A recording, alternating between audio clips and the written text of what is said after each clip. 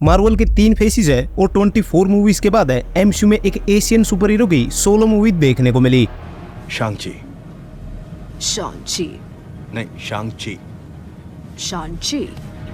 शैंग-ची and the legend of ten rings 2021 में release हुई जब पेंडेमिक चल रहा था। उसके बावजूद भी ये बॉक्स ऑफिस पर काफी अच्छी मूवी रही। इवन एक ओरिजिन स्टोरी के हिसाब से भी ये एक जबरदस्त मूवी थी। शैंग-ची को लेकर मार्वल ने काफी कुछ प्लान किया था, लेकिन कैंग द कॉन्करर को साइड करने की वजह से वो प्लान अब बेकार हो चुका है। सैमुअल यू को शैंग-ची का रोल है सिर्फ एक ट्वीट से मिल गया, लेकिन उन्हीं की वजह से ये मूवी चाइना में बैन भी हो गई। तो वहीं जहाँ और मार्वल मूवीज को कॉमिक से इंस्पायर होकर बनाया जाता है, तो वहीं इस मूवी में दिखी हर चीज को कॉमिक से बदल कर दिखाया गया। साथ ही क्या डेडपुल भी इस मूवी में होने वाला था। वेल, ऐसी ही कुछ जबरदस्त डिटेल और फैक्ट्स हैं इस मूवी से रिलेटेड है, जिनकी आज हम बात करेंगे और हम देखेंगे कि कैसे इस मूवी ने कॉमिक्स में दिख चुकी चीजों को लाइव एक्शन में और भी बेहतर तरीके से दिखाया और कंट्रोवर्सीज के चलते भी ये मूवी अच्छी कमाई कर पाई बॉक्स ऑफिस पर।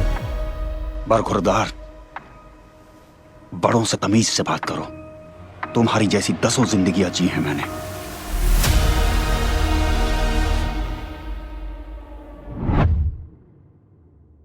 ये मूवी 3 सितंबर 2021 में रिलीज हुई, जहां इसका बजट है अप्रोक्सीमेटली $200 मिलियन का था और इसने बॉक्स ऑफिस पर $432 मिलियन की कमाई की। डस्टिन डैनियल क्रेटर ने इस मूवी को डायरेक्ट किया था। इनको इस मूवी के बाद एमसीयू की एक काफी बड़ी रिस्पॉन्सिबिलिटी दी गई थी। I mean Avengers Kang dynasty और सीक्रेट वॉर से पहले यही डायरेक्ट करने वाले थे और इसलिए शैंग-ची की टेन रिंग्स कैंग के साथ कनेक्टेड होती। लेकिन कैंग डायनेस्टी वाला प्लान है अब ऑब्वियसली कैंसिल हो चुका है, तो डस्टिन डैनियल क्रेटर है अब अवेंजर्स मूवीज को डायरेक्ट नहीं करने वाले और शैंग-ची की इंपोर्टेंस भी थोड़ी कम हो चुकी है। पहले वो एक की रोल को प्ले करते अवेंजर्स कैंग डायनेस्टी में। वैसे डैनियल डस्टिन क्रेटर है अब स्पाइडरमैन 4 को डायरेक्ट करने वाले हैं। शैंग-ची के कैरेक्टर को कॉमिक्स में ब्रूस ली से इंस्पायर होकर बनाया गया और एमसीयू में ब्लैक पैंथर की सक्सेस के बाद मार्वल चाहता था कि एमसीयू में डाइवर्सिटी को और दिखाया जाए और एक एशियन सुपर हीरो को भी लाया जाए, जहां शैंग-ची फेज 4 है और मल्टीवर्स सागा की फर्स्ट ओरिजिन स्टोरी बनी। मूवी के पहले 10 मिनट में जितने भी डायलॉग्स हैं वो सब मैंडरिन लैंग्वेज में बोले गए। हिंदी डब में देखने वाली ऑडियंस ने ये नोटिस नहीं किया होगा क्योंकि वहाँ पर सारे डायलॉग्स को ही डब कर दिया गया है, लेकिन ओरिजिनली वोनवू अपने ज्यादातर डायलॉग है चाइनीज लैंग्वेज मैंडरिन में ही बोलता है। साथ ही टोनी लैंग जिन्होंने वेनवू को प्ले किया वो हांगकांग के एक काफी बड़े एक्टर हैं, जिन्होंने शैंग-ची मूवी के साथ अपना हॉलीवुड डेब्यू भी किया। वोनवू एके मैंडरिन को यहाँ शैंग-ची का फादर दिखाया गया, पर कॉमिक्स में इन दोनों कैरेक्टर्स का आपस में कोई लेना देना नहीं। आई मीन कॉमिक्स में शैंग-ची के फादर जी हान जिऊ होते हैं, जो एक मार्शल आर्टिस्ट होते हैं। इवन जो 10 रिंग्स यहाँ दिखाई गई है वो भी डिफरेंट होती है कॉमिक्स में। यहाँ पर इनको रिंग्स की तरह कम है और बैंगल्स की तरह ज्यादा दिखाया गया, जबकि कॉमिक्स में ये उंगलियों में पहनने वाली लिटरली रिंग्स होती हैं, जिनके पास इंडिविजुअली अपनी अपनी पावर्स होती हैं। मूवी के रिलीज के कुछ टाइम बाद ये कॉन्सेप्ट आर्ट सबके सामने आया, जहाँ एक केव जो कि शैंग-ची मूवी में दिखी थी, वहाँ पर डेडपुल और प्रोक्सिमा मिडनाइट की फाइट हो रही है। सबको ऐसा लग रहा था कि डेडपुल मूवी में होने वाला था, लेकिन ऐसा नहीं है। एक्चुअली में ये एक आर्टिस्ट ने फन के लिए ही कॉन्सेप्ट आर्ट बना दिया था। वैसे एक्चुअली डेडपुल का ओरिजिनली मूवी में होने का कोई प्लान नहीं था।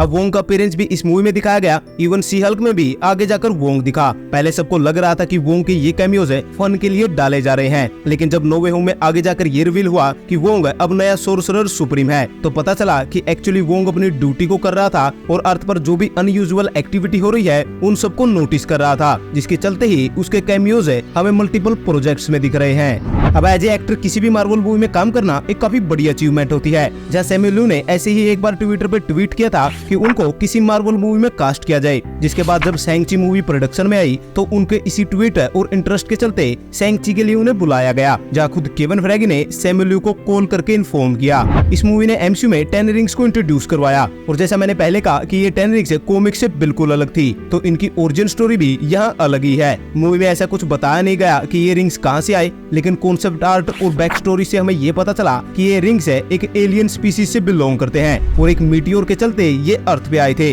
जहाँ वोनवू ने इन्हें कई हजारों साल पहले डिस्कवर किया था। साथ ही ये रिंग्स लिविंग थिंग है, यानी ये अपने यूजर के साथ इंटरेक्ट कर सकती है।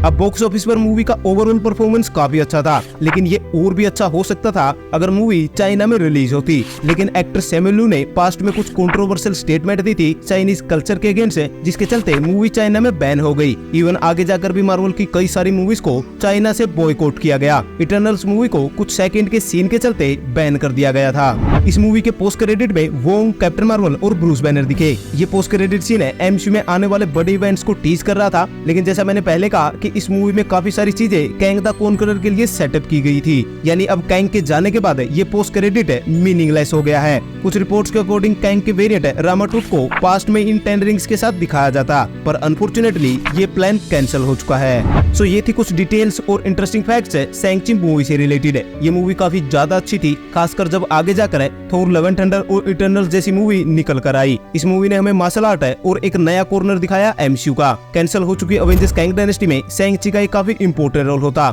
हालांकि डेनियल डेस्टिन कैरेक्टर अब स्पाइडरमैन 4 को बना रहे हैं, तो उम्मीद है कि इतनी बड़ी मूवी में हमें शैंग-ची का कैमियो दिख जाए। स्पाइडरमैन के साथ शैंग-ची का दिखना काफी एपिक हो सकता है, कम से कम तब तक तो जब तक डेडपूल एमसीयू में नहीं आ जाता।